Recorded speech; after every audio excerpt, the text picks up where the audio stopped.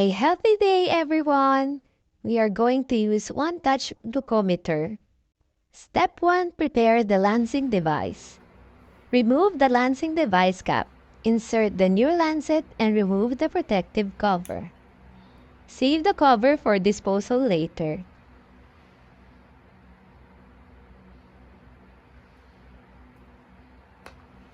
Put back on the lancing device cap.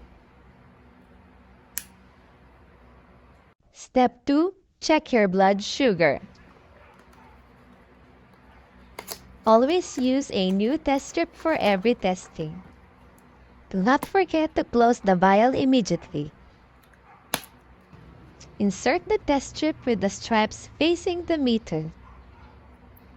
A flashing drop on the meter screen indicating the test strip has been inserted correctly and is ready to receive a sample.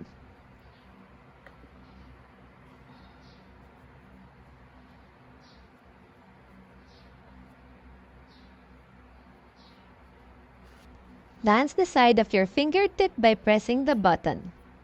Form a round drop of blood. Ouch! Be sure to get a large enough drop to help prevent an error in your reading. If it smears, runs, or dries, lance a new location. Apply blood sample now and wait for 5 seconds.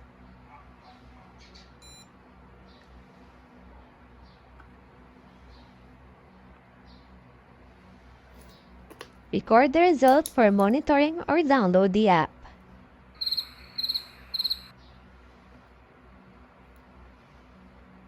And we are done! Thanks for watching!